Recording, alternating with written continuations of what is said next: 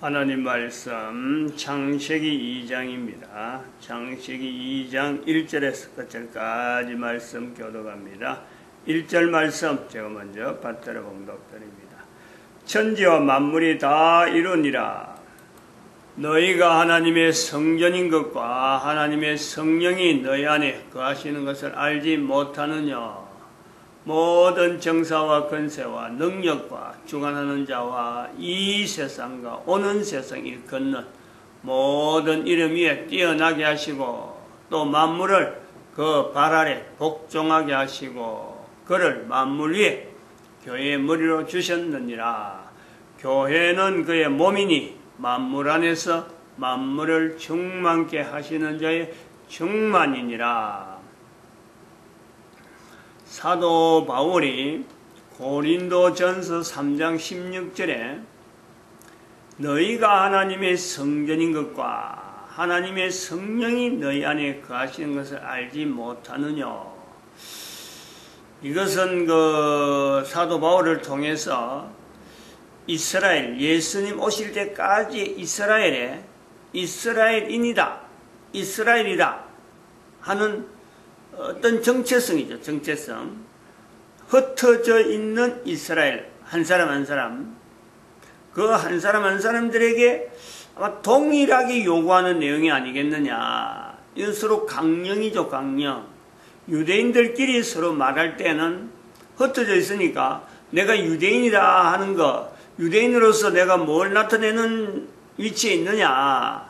흩어져 있기 때문에 흩어져 있지만은 유대인이라는 것으로 해서 하나의 공동체를 결성하고 결성되어지고 또 그런 서로가 연대가 되어지면서 서로 교류가 되어진단 말이에요. 그럴 때에 유대인들이 그러면 아브라함 이후로부터 자기들이 정체성을 가지고 헬라사에서 지금 흩어져 있는데 내가 유대인이다. 지금 현재 이렇게 흩어져 있는데 나라도 없는데 내가 유대인이라고 해서 표시를 어떻게 왜 해야 되느냐. 그런 내용이 고린도전서 3장 16절에 있는 내가 하나님의 성전이라는 한 사람 한 사람 흩어져 있으면서 성전은 예루살렘이 성전인데 거기는 꼭 1년에 한 번씩 가야 되는데 못 가잖아. 흩어져 있으니까 이제는 자유롭게 못 간다. 옛날에는 이제 이 팔레스타인에 있을 적에는 성전에 1년에 3차례, 또 어떤 때는 1년에 한 번은 반드시 가야 되는 그런 때가 있단 말이에요. 그럴 때 갈 때 벌써 성전에 갈 때 그 정체성, 이스라엘이라고 하는 정체성은 반드시 성전에 가야 된다 하는 것이 어떻게 보면 그들이 이스라엘인으로서 또 그 유대인으로서 하나님을 나타내는 하나님 앞에서의 자기들의 고백, 성전에 가야 되는 개인 여기에서 고린도전서에서 표현한 내용을 볼 때는 흩어져 있는 모든 유대인들이 고린도전서 3장 16절은 서로 고백하는 거예요. 고백. 자기가 있는 곳에서. 근데 그 고백을 하는데 사도 바울이 고린도에 있는 성도에게 고백하는 그 특이한 내용이 고린도전서에 기록되어 있다. 고린도라고 하는 그 지형 자체가 사도 바울이 그 소문을 못 듣는다든지 환경을 모르고 고린도나 뭐 에베소나 뭐 어디 똑같은 내용을 염두에 두고 일률적으로 천편일률적인 내용에서 고린도를 향해서 편지를 쓰면서 뭐 생각 없이 아무 연결성 없이 그냥 뭐 해오던 대로 유대인들에게 하는 말대로 그냥 하나의 고백처럼 그냥 일종의 주문해 오듯이 나타낸 내용이 너희가 하나님의 성전인 것과 하나님의 성령이 너희 안에 거하시는 것을 알지 못하느냐 라는 말은 아니라는 거죠. 분명히 그 속에 있음에서도 불구하고 참 그 유대인들의 정체성을 나타내는 그 어떤 오래된 전통에서 그 내용을 이제 고린도에 있는 예수 그리스도를 통해서 저들이 구분되어지는 고린도라고 하는 지역 속에서 교회 안에 와 있잖아요. 그 사람들에게 너희가 하나님의 성전인 것과 하나님의 성령이 너희 안에 거하시는 것을 알지 못하느냐라는 이런 어떤 자기 자신이 질문할 수 있는, 자기 자신을 보면서 질문할 수 있는 내용으로 던졌다. 사도 바울이 말을 지어낸 게 아니다.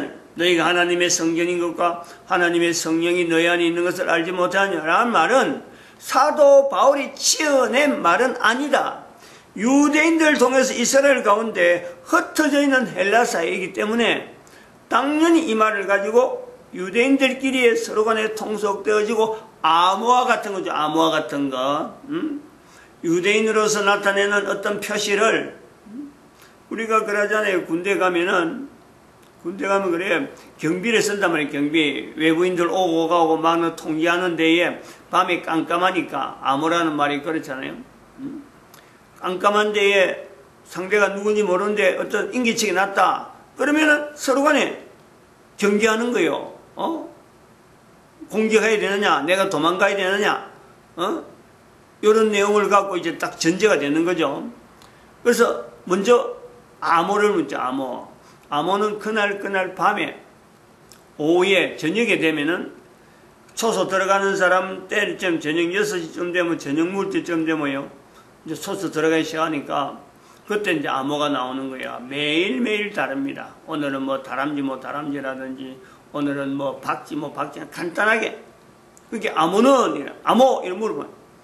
박쥐 그러면 여기도 박쥐 이렇게 같이 대답해야 돼. 박쥐. 근데 한쪽에서 박쥐가 있는데 한쪽에서 아무 말 없다. 그러면 그건 뭐 서로 뭐 총을 쏴가 나가도 괜찮아요.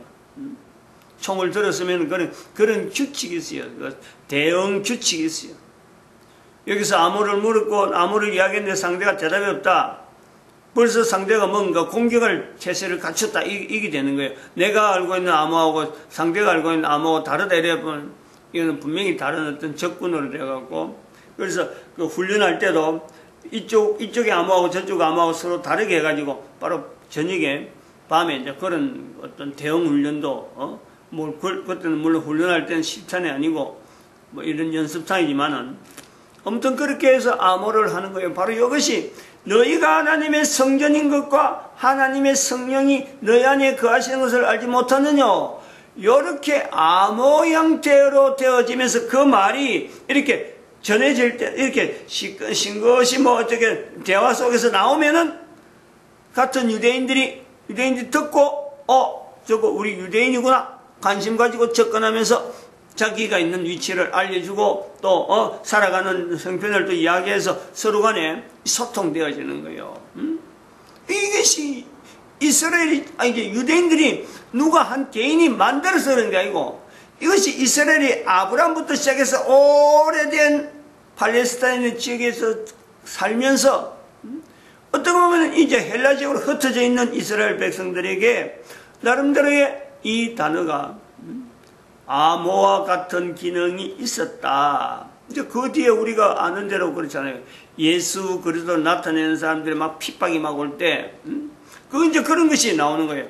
예수 그리스도 이제 물고기 그림을 그려가지고 익스투스, 이래갖고 그것이 바로 하나님의 아들 예수 그리스도 하는 이런 말로 하나의 그림으로 나타내는 게 물고기라는 것 자체가 익스투스인데 그 익스투스의 글자 하나하나가 바로 예수 그리스도는 하나님의 아들 예수 그리스도 이것 자체를 고백하는 이 그리스도 안에서 또 새로운 어떤 핍박 속에서 나타나는 또 암호와 같은 요소가 있단 말이에요. 그래서 고린도전서 3장 16절은 바로 흩어져 있는 헬라 사이에 흩어져 있는 이스라엘 사람들만의 기록 나름대로 사용하는 이스라엘이라고 하는 것 자기 자신의 정체성을 나타내는데 그 표현되어지는 구어가 같고 암호와 같은 내용이다. 이 내용을요 흩어진 이스라엘 백성들은 이 내용에 대해서는 아주 밝죠. 아주 정확하게 표현하려고 그러고 이걸 그러고 표현하는데 주저함이 없이 어디 쓰든지 나타내려고 그래요. 어디 쓰든지. 왜? 헬라 사이에 살아야 되는, 살아남아야 되는 어떤 분명한 이유가 있죠. 그때는 뭐 주민등록증이 있는 것도 아니고 누가 뭐 기록을 해서 아이디를 줘가지고 야 이거 패스워드다 아이디를 이런 것도 없단 말이에요. 이스라엘의 정체성, 아이덴티티를 나타내는 데에 아이덴티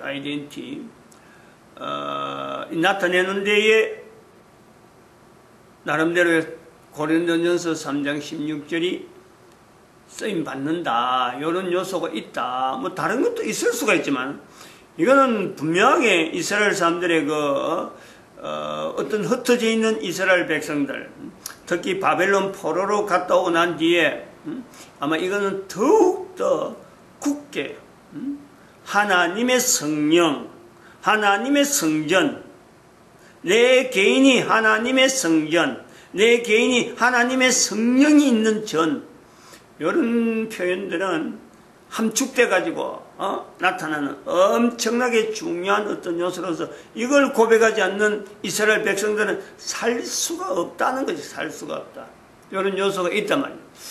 여기서 우리가 보는 거죠. 고린도전서 바울을 통해서 고린도전서 3장 16절을 통해서 우리는 2000년 동안의 이스라엘 백성들 간에 하나의 응축되어지는 어떤 연결되어지는 막 그렇게 막 참 엑기스와 같은 어떤 하나의 표현을 본다 그러면은 또 에베소서 1장 21절, 21, 23절에서 우리가 보는 것은 바울이 2012년을 볼 때 2000년간이라 할 수 있고, 안 그러면 또 예수님 오실 때까지라고 볼 수 있는 바울을 통해서 아브라함을 통해서 나타나는 그야말로 예수님 이전에 있는 모든 인간들이 이 표현을 해야 되는, 이 표현을 하기 위해서 어쩌면 이스라엘 백성들을 훈련시켰던 그 내용이 있는가 하면은 바울은 또 예수님 이후로 모든 사람들이 예수님 오실 때까지 교회라고 하는 이 위치를, 교회는 어떤 곳이냐, 교회라고 하는 위치에 모든 인간들이 참여할 수 있는 만물을 그 발 아래 복종하게 하시고 교회의 머리로 예수님을 두셨다. 교회의 머리로 주셨느니라. 그를 만물 위에, 만물을 그 발 아래 복종하시고 교회의 머리로 주셨느니라. 교회는 그의 몸이니 만물 안에서 만물을 충만케 하시는 자의 충만이다. 이 만물 속에 헬라 사회가 가지고 있는 신들의 이름, 만물 전체에 가지고 있는 그 우상 덩어리가 있던 그 문화 전체, 그 전체를 발 아래 두게 하는 교회라고 하는 중간에 자리를, 예수님을 머리로 하고 있는 교회, 그 자리를 둔단 말이에요. 그래서 교회가 2000년 동안에 누가 뭐 교회를 막자, 뭐 교회를 막 방해하자, 흐느뜨리자, 또 교회를 세우자, 그렇지 않더라도 심지어 590년의 교황 제도가 있어가지고 교회 이름이 여지없이 무너지고 예수 그리스도를 머리로 하지 않는 인간이 머리가 되어지는 그 590년 이후에 교회에 어떤 분명한 이력이 있음에도 불구하고 오늘날에 적어도 교회를 예수님의 몸이라 그러고 교회의 머리를 예수님이라 하고 하는 이런 고백이 연년이 이어지는, 그리고 이 고백은 2012년 지금 현재 볼 때는요, 이게 영원성이 있다는 거예요. 요 고백을 가지고 내가 살아있는 동안에 내 개인이 이 고백을 가지고 내가 예수 그리스도를 고백하고 또 내가 교회를 출입하면서 예수 그리스도가 머리다 하는 이 자세를 가지고 교회 출입하게 되면요, 바로 그 자체가 하나의 고백이 돼가지고 너희가 하나님의 성전인 것과 하나님의 성령이 너희 안에 거하는 걸 몰지 못하느냐 라고 질문하는 사도 바울처럼 이스라엘 백성들의 헬라 지역에서 살아남을 수 있는, 흩어져서 살아남을 수 있는 하나의 고백이 되어지고 암호가 되어지듯이 교회가 예수 그리스도의 몸이, 교회가 예수 그리스도 몸이고 교회의 머리는 예수 그리스도시다 하면서 만물을 그 발 아래, 모든 우상성기는 모든 내용을 그 발 아래 두고 있는 이 교회 위치에서 내가 내 한 사람이 교회 되어지는 것에 내가 예수 그리스도를 머리로 하면서 내가 살겠다. 그것이 바로 청성전이 너희가 하나님의 성전인 것과 하나님의 성령이 너희 안에 거하신 것을 알지 못한 이것 자체가 함축된다는, 예수 그리스도가 머리다, 교회 머리다, 또 교회 몸은 예수 그리스도다. 이 내용이 사도 바울이 고린도전서 3장 16절에 표현한 내용하고 연결되어질 수 있다는 거죠. 이스라엘 백성들이 고백하는 내용을 가지고 전 인류가 개인이 한 사람 한 사람이 다 교회 되어지는 자기 위치에 아직까지 안 된 사람도 있고 지금 얼마나 누린 사람도 있고 앞으로 분명히 누려야 될 이런 어떤 환경에서 사람들의 분류를 해둔다면은 모든 사람들이 다 교회의 위치에 와야 된다. 그게 2012년에요. 부르짖는 거예요. 그것이 바로 창세기 2장에서요. 주장하는 거예요. 그 위치가 있어야 돼요. 그래야 이 창세기 2장 자체가요. 정말 교회로서, 내 한 사람의 교회로서, 내 한 사람의 교회로서 또 한 사람의 교회. 짝이잖아, 짝. 인간 문제요. 복잡한 다양한 문제들을 가지고 인류를 어떻게 살까 하고 하나 뭐 이렇게 해결하려고 하는 거지만요. 또 해결하러 달려드는 그런 주제를 가지고 막 수없는 사람이 지금도 잠도 안 자고 일하지만 결국은 인류 문제는 하나야. 딱 하나로 볼 수 있다. 즉 말하면 내가 교회로서, 내가 하나의 분명한 교회로서 교회가 되느냐 안 되느냐 그건 둘째치고 분명한 교회로서 교회가 되어야 되면 모든 사람이 교회 위치를 가야 되므로 현재 안 됐다 하더라도 분명한 교회로서 내가 아무리 해도 내가 도달할 수 없는 것은 아무리 교회가 되고 아무리 내가 하나님의 성전이라 하더라도 도달하지 못하는 것은요, 내가 남자라, 내가 여자라, 이거는 도달하지 못하는 겁니다. 이런 한계성에 대해서 내가 창세기 2장에서 인간이라고 하는 이 존재의 형태는 하나님 앞에서의 분명한 어떤 위치가 있지만은 창세기 2장에서 나타내는 내용은 그래요. 남자와 여자를 서로 간에 어떻게 인정할 것이냐, 어느 정도까지를 사람이라고 하는 남자 여자에 어탁하고 어느 정도 이상부터는요 사람이라고 하는 이 관계 자체도 떠나야 되는 이 교회의 머리다. 교회의 머리. 예수 그리스도를 머리로 하고 있는 교회라는 거예요. 예수 그리스도 몸으로서 교회라는 거예요. 이 내용하고 창세기 2장하고요 별개가 아니에요.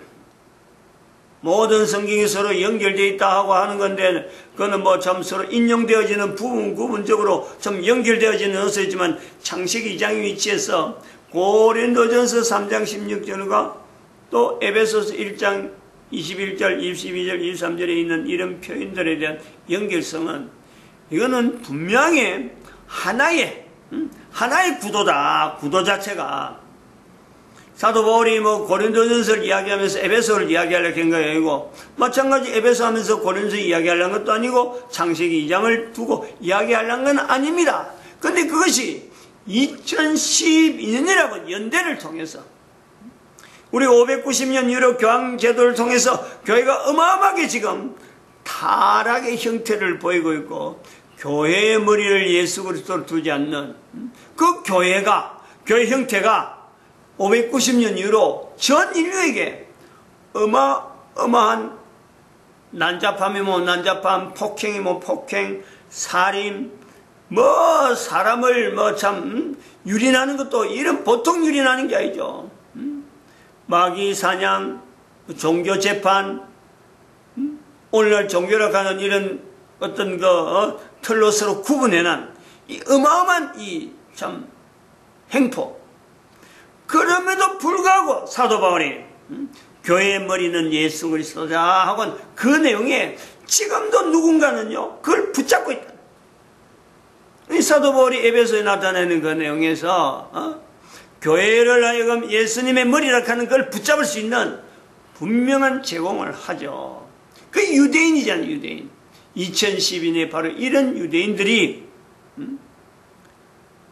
2500년간의 역사, 교회 역사와 더불어서 쭉 지나온 내용에 교회 역사를 가면 굉장히 깊은데 어쨌든 교황제도가 있음으로 해서 좋든 못든 안 하는 간에 590년으로 1500년간 교회가 참 질퍽한 참 바로 갈 수 없는 그런 어떤 교회로서 나타내는 그런 장소가 아닌 어마어마하게 고린도 교회라고 할 수 있는 정도의 그 지역을 그 세월을 보내고 있음에도 불구하고 하나님이 준비하신 구약의 이스라엘, 신약의 이스라엘이라 할 수 있는 하나님의 성전인 것과 하나님의 성령이 너희 안에 거하는 걸 알지 못하냐라고 하는 그 고백의 전통이 여전히 살아있는 이스라엘의 등장이 2012년이단 말이에요. 2012년. 이거를 전 세계 사람들이 고백하게 이런 일을 그 사명으로 정말 그 전 인류가 이걸 가지고 하나님 앞에 바로 설 수 있는 때다 하고는 참 이스라엘의 그 회복에 대한 이 위치를 성경을 뒤다보듯이 성경을 보듯이 비춰볼 수 있으면 현재적인 내용에서 구약에 있던 사건이 바로 이스라엘의 현재적인 사건, 신약에 있던 사건이 바로 이스라엘의 현재적인 사건하고 결부되면서 사도 바울이 표현하는 이 표현 한마디 한마디가 바로 지금의 나에게 창세기 2장 1절에서 교회라고 하는 이 내용을 가지고 서로 만나기를 소망하고 있다면 이걸 주제에서 되겠느냐, 주제에서 뭐 어떤 증거가 있느냐 없느냐 하고 물어볼 이유가 아니잖아요. 이스라엘이 지금 2500년 동안에 지하에 있다가 1945년에 대한민국 해방할 때에 나타난 그 내용하고 연결할 때요. 더구나 그 자그마한 나라가 지금 전 세계에서 떵떵거리는 거 봐봐요. 어떻게 하면 이스라엘하고 참 앞으로는 그럴 거예요. 그래 되길 바라는 거죠. 이스라엘하고 연결해가지고 나름대로 안녕을 찾으려고 하는 이런 요소가 굉장히 많이 있을 겁니다. 계속 이야기하지만은 이럴 때 지금 현재 이런 사태를 바라볼 수 있는 시각에 우리는 중요한 모델을 가지고 있습니다. 모델을 박근혜 전 대통령의 지금의 모습에서 인류의 모델이 될 수 있는 요소를 내가 지금 현재 박근혜 전 대통령이 살아있을 때, 다시 말하면 박근혜 전 대통령은 죽으면요 할 수 없는 내용이 있어요. 우상이 돼버려. 우상이 살아있으니까 지금 아무도 우상을 하지 않죠. 죽게 되면요 그때는 이 사람 저 사람 다 말을 하면서 박근혜 전 대통령의 취직이 어떻고 박근혜 전 대통령의 내용이 어떻고 막 하면 있는 말 없는 말 다 가지고는 세월이 지나면은 지금 박정희 전 대통령이 나타난 어떤 은근한 모습의 구미 지역에 나타난 내용이 우상이 되는 거예요. 우상화한단 말이에요. 그래 나중에는 무당들이 이제 그거 가지고 뭐 박근혜 신이 뭐 자격이 임했다든지 이래 한다니까. 그걸 막아라 이거요. 그거를 헬라 지역에서 신이 이것도 신이고 저것도 신이고 그래서 만물을 그 발 아래 복종하게 하는 이 표현이 있는데 살아있는 사람이 우상되어지는 이 내용에서 막아라. 철저하게 자기에게 책임이 있는 거예요. 자기 현재적인 모든 사람들에게 책임이 있는 거예요. 우상을 막아야 돼요. 우상을. 하나님의 성전이라는 하나님의 성령이 우리 속에서 탄식하고 있는 이 탄식을 우리는 봐야 된다. 그래서 대한민국의 위치를 전 세계 가운데 이스라엘을 이렇게 긍정적으로 분명히 우리가 소개시키고 또한 중국 자체에 대해서 견제를 해요. 중국 지역 국가적으로 그래요. 이스라엘에 대한 견제와 이스라엘에 대한 어떤 동맹 형태의 어떤 흐름과 중국을 견제하는데 그래 해야 중국에서 가지고 있는 저 어떤 문화, 시커먼 문화가 지금 전 세계에 뭔가 지금 나쁜 영향을 미치려고 있는데 그게는 어떤 그 기준이 없이 개인이 전부 다 자기가 무조건 막 나서서 해결하려고 하는 그런 위주가 있기 때문에 중심이 있으니까 막아야 돼요. 성령이 너희 안에 거하시는 것을 알지 못하냐. 성령님을 통해서 개인에게 딱 훈련되어질 때까지는 묶어두고 묶어둬야 되는 것이 중국이라 이래 봅니다. 마칩니다. 기도드립니다. 할렐루야.